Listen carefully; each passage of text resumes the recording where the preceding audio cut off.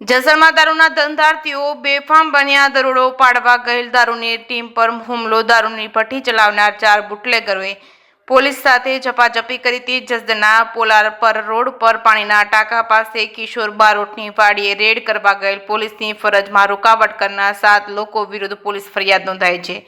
Red દરમિયાન આરોપીને police પકડવા જતા પોલીસ સાથે ઝપાઝપી કરી પોલીસનો ફોન પણ છૂટવાનો પ્રયાસ કર્યો હતો.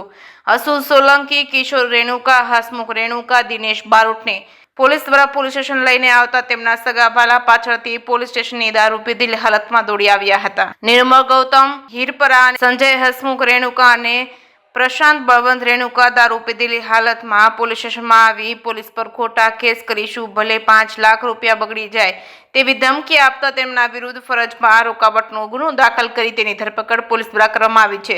જસદણ પોલીસ દ્વારા 7 આરોપીની ધરપકડ કરી તેમના વિરુદ્ધ પ્રોહિબિશનમાં ફરજમાં રૂકાવટ કરવી વગેરે કલમો લગાવી તેની ધરપકડ કરી છે. જે કેસની ગુજરાતી સાથે કરશન બામટા, આટકોટ.